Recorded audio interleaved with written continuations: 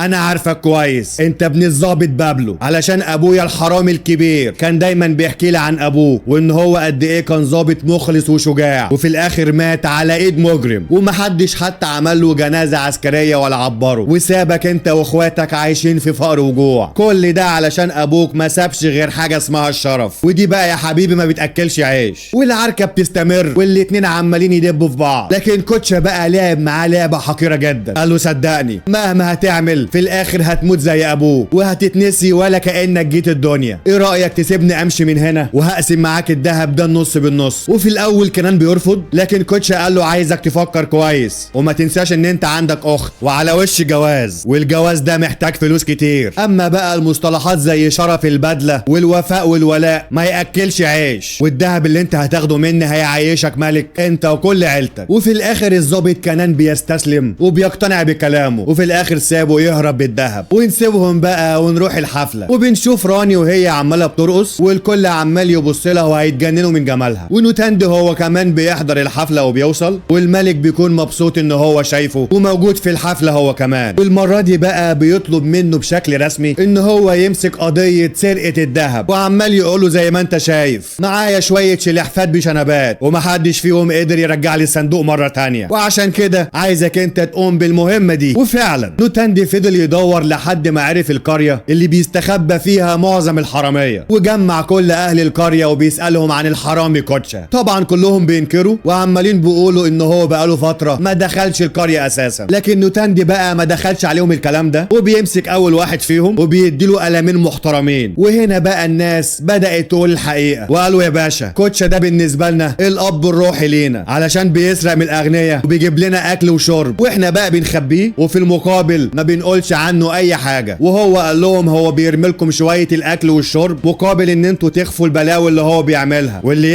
يسرق من الانجليز مش من الملك بتاعنا. وعموما انا جاي وجايب لكم الخير كله معايا، وهقدم لكم اكل وشرب هيكفيكم لمده شهور وشهور قدام، وكمان هاخد منكم الشباب والرجاله علشان يشتغلوا معايا، وبوعدكم ان انتوا بعد كده مش هتعيشوا في فقر او جوع مره تانية. طبعا الناس بيفرحوا جدا وبيعرفوه ان كوتشا كان موجود هنا لكنه مشي من القريه من كام يوم، فبيسالهم عن حبيبته فقالوا يا باشا هي اكيد معاه واحنا ما نعرفش عنها اي حاجه، فبيشكرهم وبعدين سابهم ومشي. وساعتها بنشوف الشاب التخين ده بدا يجري لحد ما بيوصل لاوضه واللي فيها حبيبه الحرامي كوتشا، وقال لها حسك عينك تخرجي من الاوضه دي. ولسه بيخرج من هنا وبيلاقي نوتاندي واقف من هنا، واللي فعلا دخل الاوضه وبدا يتكلم معاها واخد منها شويه معلومات عن مكان الحرامي كوتشا، وخصوصا بقى ان هو كان مديها عقد ذهب من نفس الصندوق اللي هو سرقه من القصر. وفي الوقت ده بنشوف الضابط كنان اخد واخد واحد من الانجليز واللي بيعشقوا الذهب جدا والجواهر النادره علشان يروحوا يقابلوا كوتشا في المكان اللي هو مستخبي فيه، وشكلها كده هتبقى صفقه العمر. طبعا الراجل ده انبهر اول لما شاف الجواهر وقال لهم انها لا تقدر بثمن ومستعد ادفع لكم فيها مبالغ عمركم ما حلمتوا بيها. وقبل ما الصفقه تتم بنشوف نوتاندي داخل المكان وراكب الحصان وحالف ان هو يرجع الصندوق، وبالفعل دخل المكان اللي هما موجودين فيه، واول واحد حرفيا لسه هيدخل عليه وفي ثانيه الا ثانيه بيكسر عظمه. وطبعا كان اول لما حس ان نوتاندي دخل المكان وشكله كده مش هيجيبها البر قام واخد الراجل وبيهرب من المكان باللي فيه. ونوتاندي بقى دخل على الرجاله بتوعه زي الاسد الجعان وهاتك يا ضرب وتلطيش وتكسير في كل مكان لحد ما حرفيا بيخلص على كل الرجاله. واخيرا بقى بيمسك كوتشا ونزل فيه ضربه ورا الثانيه ورا الثالثه وما ادالوش فرصه حتى يتنفس. وكوتشا الغلبان يروح يمين يروح شمال ومش عارف يفلت من تحت ايد نوتاندي اللي حرفيا نازل فيه ضرب ومكسر عظمه. ومش بس كده، ده كمان لسه هيهرب منه وهوبا مره واحده بيحدف عليه الحبل وربطه ربطه معلمين وبيمسك الصندوق اللي فيه الذهب وبيجري بالحصان بتاعه وخلاه مسحول في الارض ومسح بكرامته الغابه كلها لحد ما بيوصل للقصر اللي فيه الملك. وبكده بيكون نوتاندي هو اللي مسك الحرامي اللي مطلع عين الملك بقاله سنين، وكمان هو اللي رجع له الذهب اللي محدش عارف يرجعه غيره. وكل الناس الغلابه بقى كانوا ماشيين ورا نوتاندي وعمالين بيهتفوا باسمه، والملك نفسه كان معجب بشخصيته جدا وكان مبسوط بيه وكان لسه هينزل علشان يلبسه وسام الشرف. لكن هنا بنشوف شويه الحكام اللي كانوا هيموتوا من الغيره ومش طايقين نوتاندي وحسوا ان وجوده خطر عليهم، فبداوا يتكلموا مع الملك وقالوا له معاليك ما ينفعش تعمل اللي انت عايز تعمله ده، وده مجرد واحد من عامه الشعب وما ينفعش تديله جوهره من الجواهر بتاعتك لانه لو شافها بس يبقى انت كده بتقلل من نفسك قدام الشعب، والاحسن ان احنا نحط وسام الشرف ده على السلم وهو يوطي وياخدهم مع شويه الذهب اللي انت سايبه له. وفعلا هو ده اللي بيحصل، لكن نوتاندي رد عليهم بطريقه في منتهى العظمه وقال لهم وانتوا كنتوا فين لما الصندوق اتسرق وجايين دلوقتي وعاملين رجاله وبتدوا نصايح للملك بتاعنا. لكن اول لما شاف ان الحكام عايزين يقللوا منه والظابط رماله شويه ذهب وجواهر على الارض قال له لا انا راجل دم حر، انزل انت ووطي وخدها وسدد بيها الديون اللي عليك. كل ده والملك ما قدرش يعمل حاجه علشان شكله قدام شعبه. وبرغم كده نوتاندي بدا يتكلم مع الملك وبيشكره على احترامه ليه، وفي الاخر الملك اداله لقب عظيم جدا وكانه واحد من الحكام وبقى زيه زي اي حد من رجاله الملك. وبعدين بنسيبهم ونروح للغلبانه اللي اسمها راني واللي بيتقدم لها راجل عجوز وكحه وعنده حوالي 90 سنه. كل ده علشان عجبته لما كانت بترقص في حفله الملك، ولانه بقى راجل غني ومغرق الحكام فلوس وذهب ما قدروش ان هو يرفضوا طلبه ووافقوا على الجوازه. لكن هي بقى ما كانتش موافقه، واول حاجه بتعملها بتروح هي ونانجيني لحد نوتاندي وبتطلب منه ان هو ينقذها. لكن نوتاندي قال لها انا مقدر موقفك لكن سامحيني انا مش هقدر اساعدك لانك عارفه كويس ان ما بينه وما بين الحكام عداوه كبيره جدا، وهم لما هيصدقوا يمسكوا عليا اي حكايه وهيحاولوا يحكموا عليا اي حكم ويقتلوني. فالبنت يعني بتصدم وبتحس ان هي خسرت اخر امل ليها، فبترجع لبيتها وبتستسلم للامر الواقع. وفي يوم الفرح بنشوف العريس بدل ما يجهز لخرجته لا ده بيجهز لدخلته، واللي هو ازاي يا جدو هو انت فيك حيل اصلا تمشي علشان تدخل مصارعه التيران. المهم الاتنين بيدخلوا الاوضه وهو يعني مش قادر يتحرك لكن كان عمال يقرب منها بطريقه مقرفه قوي بصراحه. فالبنت بدات تشغل دماغها وعرفت ان هو في النفس الاخير وهوبا مره واحده بتنيمه على السرير وفي الاخر بتفطسه وعماله بتتك على صدره، والراجل ما استحملش وزنها لحد ما جابت اجل الراجل اللي ما لحقش حتى يفك زرار القميص. المهم تاني يوم الصبح بنشوف الظابط كنان بيروح يقابل كوتشا في الزنزانه، وكوتشا قال له يا فاشل يا خاين بقى انا اعلمك الخيانه تقوم تخون اول واحد علمك يا خاين يا ابن بابلي. وكنان بيقول له يا غبي هو انا لو كنت عايز اغدر بيك كنت هاجيلك لحد هنا بنفسي، بالعكس انا لسه معاك ولسه المشتري جاهز، انا بقول لك كده لو انت قررت تسرق اي حاجه تاني. كوتشا بيسمع الكلام ده من هنا وقال له حلو قوي انا عاوزك تخرجني من هنا باي طريقه، بس قبل كل ده عايزين نخلص على نوتاندي. وقبل ما كنان يفكر او يتصدم كوتشا قال له انا عايزك تركز معايا وتسمعني كويس، هوصف لك على شجره موجوده في قلب الغابه، هتلاقي حفره تحت الشجره وجواها كيس مليان ذهب وهتلاقي معاها بندقيه كمان ومليانه رصاص، خلي الذهب معاك والسلاح ده علشان تخلص على نوتاندي. وطبعا كنان وافق على طول. وبنروح لنانجيني اللي بتكون شغاله في مصنع الغزل، والستات اللي في المصنع عمالين بيترجوا المدير علشان يسيب لهم القماش البايظ او البواقي باقي من اللي هم شغالين فيه، واللي اصلا في الاخر بيرموه علشان يجمعوه ويستروا بيه جسمهم. لكن هو بكل خصه رفض، فبيقولوا هو احنا يعني بنشتغل هنا طول اليوم ومن غير فلوس، ما جاتش على شويه القماش ده واللي كده كده في الاخر بيترمي. وفعلا في الاخر بياخدوا القماش وبيلبسوه هم فرحانين، وبيكونوا ماشيين مع بعض وراجعين على البيت. لكن هوبا مره واحده بنشوف الواط اللي اسمه سيم، اول لما شافهم ماشيين وهم لابسين لبس جديد بيخلي العساكر بتوعه يجروا وراهم وبيمسكوهم واحده ورا التانيه ونازلين فيهم ضرب. وفي نفس اليوم بالليل بنشوف كنان عمال بيتسحب وبيوصل للشجره اللي موجوده في وسط الغابه، وفعلا بيلاقي الفلوس والذهب وكمان السلاح. وبنعرف ان كده كنان باع نفسه وبيقرر ان هو يخلص على البطل نوتاندي. وهل البلاوي تنتهي لحد كده؟ طبعا لا، علشان نوتاندي كان بيفتتح المركب الجديد وهوبا بيلاقي الناس الفقراء جايين وبيجروا عليه، وبنشوف كل البنات الغلابه مناخيرهم بتجيب دم في كل مكان. كل ده علشان الناس الاغنياء نزلوا فيهم ضرب وشدوا كل الحلقان اللي هم مركبينها في مناخيرهم. ومش بس كده، دول كمان طردوهم من المعبد ومنعوهم يحتفلوا بالعيد بتاعهم. وهو بقى بعد ما سمعهم قال لهم بقى كده طيب انا هاجل الرحله بتاعتي وكلنا بكره هنروح المعبد، وكل الستات هيتوزع عليهم حلقان ذهب وعايز اي ذكر يقرب لنا. وفعلا هو ده اللي بيحصل، الكل بيروح تاني يوم مع نوتاندي وكل حاجه ماشيه تمام التمام لحد ما بيجي مفرق الجامعات وهادم اللذات الا وهو الوزير كيمال، اللي قال لهم ايه ده كله، ايه ده كله، يعني انتوا متجمعين وبتتعبدوا وبتعيدوا وبتحتفلوا ولبس جديد وحلقان ذهب وكمان ستات لابسين هدومهم؟ لا بقى دي كده باظت وخابت. ونوتاندي بعد ما سمعوا قال له اسمع مني بقى الكلمتين دول وركز معايا، كلامك ده كله ولا يفرق معايا بحاجه، واعلى ما في خيلك واركبه. وكمال يسكت طبعا لا، علشان راجل بصر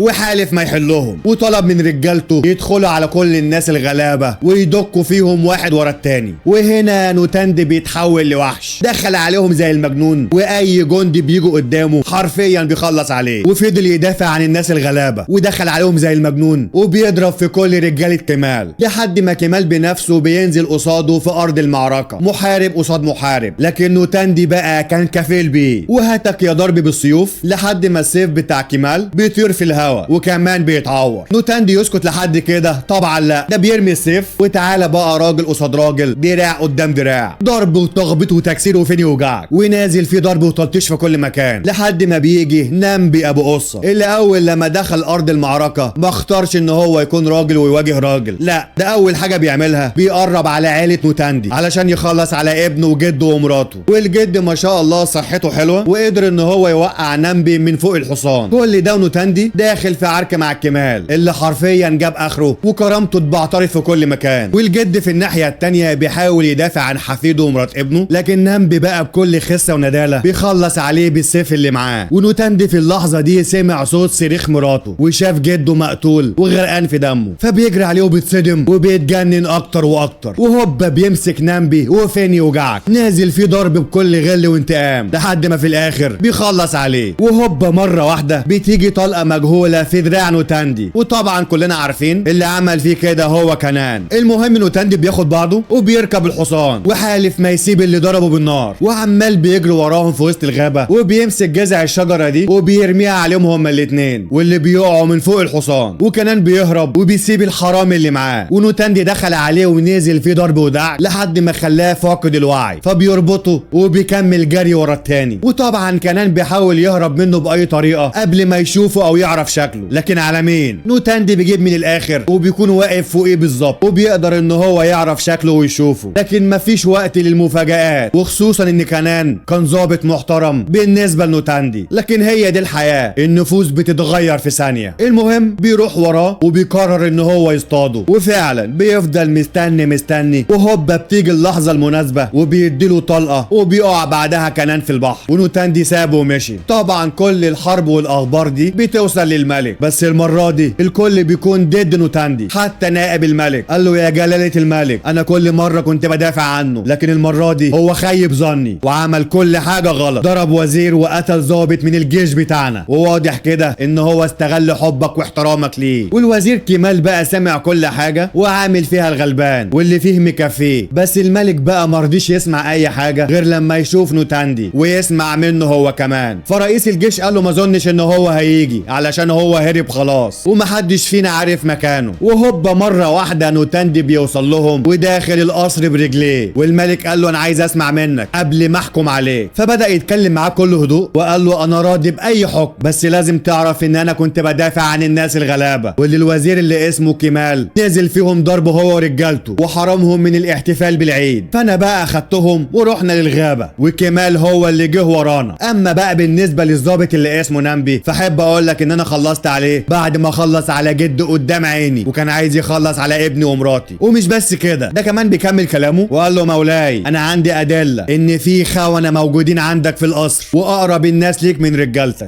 دخل الحرامي اللي مسكه لما كان مع كنان، واللي اعترف بكل حاجه. وبنعرف ان الظابط نمبي صديق لكوتشا، ومش اي صديق، دول اصحاب من زمان، وهو اللي كان بيديله الخطط علشان يدخل القصر ويسرق، وطبعا بيقسموا مع بعض. طبعا الملك بيسمع الكلام ده وبيتصدم، واللي هو ازاي وليه عملوا فيا كل ده برغم ان انا بديلهم اي حاجه، وفي الاخر بيغدروا بيا. وعشان كده امر باعتقال الحرامي وباعتقال واحد من رجالته، وكمان بيحكم ببراءه نوتاندي لانه ما غلطش في حاجه وكان بيدافع عن عيلته. وكمان طلب من نوتاندي ان هو يجي الاحتفال بعد يومين علشان يبقى جنب الملك ويكشف له بقيه المجرمين اللي هم معظمهم من الحكام بتوعه. ودي بقى تعتبر كارثه على كل خاين. ومين بقى اللي ما قدرش ينام؟ طبعا كمال، لان هو اول الخونه. مين بقى اللي حضر علشان الشله تكمل؟ هو راس الحي سيم، اللي قال له يا باشا ما تقلقش، ونوتاندي لازم يموت علشان احنا نعيش. وفي نفس اليوم بنشوف نوتاندي هو وكل الناس الفقيره قاعدين وبيتفرجوا على المسرحيه. اما بقى كمال وعصابته فعمالين بيتسحبوا لحد ما وصلوا المكان اللي موجود فيه رجاله نوتاندي، واللي كانوا بيجهزوا نفسهم علشان الرحله والسفر، وكل حاجه ماشيه تمام التمام. وهنا بنشوف كمال الخاين طلب من الخادم بتاعه يندس في وسطهم وينفذ اللي هو امره بيه، وفعلا الخدام بيروح وبيدخل معاهم. اما بقى نوتاندي فبيودع عيلته وبيتحرك علشان يسافر. وهنا بنشوف الراجل بتاع كمال بيفتح حبه جوز الهند وبيحط فيه ماده غريبه، وواحد من العمال التانيين بياخد واحده منهم علشان يديها لنوتاندي، واللي فعلا بياخدها وبيشربها. والمركب بدات تتحرك من المكان، وهوبا مره واحده الكل بيروح في النوم. وبنعرف ان هم حطوا منوم والكل راح في سابع نومه وهم في نص البحر. ومره واحده بنشوف مراكب كمال محوطينهم في كل مكان وبيهجموا عليهم، وطبعا الكل كان نايم ومش حاسين باللي بيحصل. فالعمال عمالين بيصرخوا، والوحيد اللي بيفوق هو نوتاندي اللي امن مكانه بس كان مدروخ. وساعتها بنشوف كل رجاله كمال متفوقين على العمال الغلابه ونازلين فيهم ضرب وتخبيط، لحد ما بنشوف نوتاندي اخيرا بيفوق ونازل فيهم ضرب هو كمان. وكالعاده محدش فيهم بيسد عليه برغم ان هو واخد منوم، لكن داخل المعركه ويا قاتل يا مقتول. لكن عددهم بقى كان كبير جدا، واكتر من واحد فيهم حاول يخلص عليه. بعد ما خلصوا على كل رجالته، بس على مين؟ نوتاندي بيقوم مره والتانيه والتالته وبيحاول يقاوم ويسد عليهم لوحده وبطوله، ولولا المخدر اللي هو واخده ده ما كانوش سدوا عليه بسهوله كده. وفي الاخر بيقدروا يسيطروا عليه وبيرموا عليه الشباك، وخلاص كانوا لسه هيخلصوا عليه. لكن هنا بيجي كمال من المركب بتاعته وقال لهم بس ما حدش فيكم يقرب منه وانا اللي هخلص عليه. وفعلا بينزل علشان يخلص عليه بنفسه، بس نوتاندي بقى بيقدر يفلت منهم وبيكمل فيهم ضرب زي الطور الهاي. لكن كمال بقى بيستغل الفرصه وعمال يغفله ويعور فيه مره ورا التانيه ورا التالته. ونوتاندي زي الاسد ما استسلمش، وكانه فعلا اسد ودخل على شويه ضباع وعمال يحارب لاخر نفس فيه، وفضل يعافر ويعافر ويخلص على رجاله كمال واحد ورا التاني ورا التالت. لكن هنا بتحصل المفاجاه علشان بنتفاجئ ان كنان طلع لسه عايش وجالهم من وسط البحر. وخلاص نوتاندي كان لسه هيخلص على كمال، لكن الخاين اللي اسمه كنان بيغفله وبيغدر بيه وبيرشق السكينه في ظهره. وهل نوتاندي يموت؟ طبعا لا، مكمل العركه وهوبا دخل على كمال وبيخلص عليه، وبيرجع مره تانيه على الخاين كنان وبيخلص عليه هو كمان. وبكده بيكون قدر ان هو يخلص عليهم كلهم، بس من كتر التعب والفرهده والجروح اللي ماليه جسمه في كل مكان وعمال بينزف دم بيفقد الوعي وبيغمى عليه. وفضل كده طول الليل في البرد وتحت المطر وجسمه كله عمال بينزف. وفي الاخر بيطلع عليه النهار، لكن للاسف بيكون فارق الحياه ومات كالابطال. وخبر موته بيكون زي الصعقه اللي نزلت على كل الناس الغلابه، وكأن ابنهم هو اللي مات. وكل بنت غلبانه سمعت الخبر كأن اخوها هو اللي مات، علشان هو الشخص الوحيد اللي كان بيقف معاهم وبيرجع لهم حقوقهم من كل الظلمه. لكن دلوقتي مفيش حد تاني هيحميهم، لان اللي كان بيحميهم خلاص مات. اما بقى الاغنياء اللي هم عايزينه حصل، وخلصوا على الكابوس اللي عامل لهم رعب. واول حاجه بيعملوها بيروحوا على الغلبانه نانجيني، ونزلوا فيها ضرب وتعذيب وسط كل الفلاحين والناس الغلابه. كل ده علشان تستسلم وتقول انها هتنفذ اوامر الاغنياء وتمشي عريانه هي وكل البنات الغلابه. بس هي كالعاده رافضه الاستسلام وبتقول لهم اقتلوني ولا اني اعمل اللي انتوا عايزين اعمله. لحد ما بيجي ابوها وبحاول ينقذ بنته من تحت ايديهم، لكن هم بكل خسه ونداله بيمسكوا الراجل الغلبان وبيعلقوه جنب بنته ونازلين في ضرب واهانه وذل. وهي دي الحاجه الوحيده اللي بدات تاذي الغلبانه نانجيني، علشان اول لما شافت ابوها بيتذل قدام كل الناس بتضطر انها تستسلم وتقول لهم خلاص انا موافقه وهنفذ كل اللي انتوا عايزينه. وفعلا بيفكوا ايديها وبتدخل بيتها مع ابوها، وابوها طبعا بمنتهى الحسره مش قادر يعمل اي حاجه، لا قادر يحمي بنته انها تتعرق قصاد كل الناس ولا قادر يقول لها لا ما تعمليش كده. فبتخرج من البيت وبتقف قدامهم وبتقول لهم مش هو ده اللي انتوا عايزين نعمله يبقى انا هعمله وهنفذ الاوامر. وبكل ذل واهانه بدات تشيل حته القماشه اللي سترها من فوق، وهم عمالين يبصوا عليها وكانهم اتحولوا لذئاب بشريه، عمالين يبصوا عليها وكأن الرجوله اتشالت منهم. لكن الغلبانه بتكون معاها سلاح وفي الاخر بتقطع جزء من جسمها، ومش هقدر اقول ايه هو. كل ده قدام الكل، ادوا الجزء اللي في جسم اللي انتوا عايزين ابينه لكل الناس، ادي قدامكم مرمى على الارض، ويا رب ترتاحوا وتعيشوا كالرجال. وفي الاخر الغلبانه بتقع على الارض من كتر النزيف، والكل عمال بيصوت عليها، وكل اهل القريه الطيبين بيجروا عليها علشان يعالجوها ويوقفوا النزيف. بس الناس الاغنياء وبقيه الضباط بكل قسوه قلب بيمنعوهم. وفي خلال دقايق بيجمعوا الحطب والاخشاب حوالين الغلبانه نانجيني وبداوا يولعوا فيها، كل ده وهي لسه عايشه. اما بقى حبيبها الغلبان اول لما بيوصل القريه وبيعرف اللي حصل، فمن غير ما يفكر يا عيني بيتجنن وبيجري وبينط جوه قلب النار وبيتحرق مع حبيبته، لانه مش هيقدر يعيش من غيرها او يسيبها. وهنا بقى الناس جابت اخرهم وطفح بيهم الكيل، وحرفيا كده بيتحولوا ونزلوا ضرب في الضباط والحكومه والناس الاغنياء، وحبه منهم اتحولوا لهجامين وبقوا يطلعوا بيقطعوا الطريق على كل التجار الاغنياء وبيسرقوهم وكمان بيخلصوا عليهم، والمدينه كلها اتحولت لمورستان. ولو انتم مفكرين ان احنا ضعفة، لا ده احنا اقوى منكم 1000 مره. ولما اخيرا بقى الاخبار بتوصل للملك اللي ملوش اي لازمه في الفيلم، بيقرر ان هو يتحرك، فبيطلع بيان بالغاء كل قرارات العبوديه وبشكل رسمي، وممنوع ثم ممنوع اي ضرائب تتفرض على الناس الغلابه، وده باوامر ملكيه. ولغى كل الضرائب اللي على اللبس والشنب والشغل، والست من حقها تلبس وتستر نفسها وبدون اي ضرائب، والراجل من حقه يربي شنبه او يربي لحيته وبدون اي ضرائب. واخيرا والحمد لله الناس قدروا يعيشوا في سلام وامن وعدل، وهو ده ابسط حقوقهم. واخيرا احب اقول ربنا ما يكتب على حد حكم الظالم او حكم الفاسدين. بس كده، واتمنى اشوف رايك في تعليق، وما تنساش تعمل لايك وتشترك في القناه، ولفوا لفه بسيطه كده في القناه هتلاقوا ملخصات كتير يا رب تعجبكم. وان شاء الله استنوني الفيلم الجاي. سلام.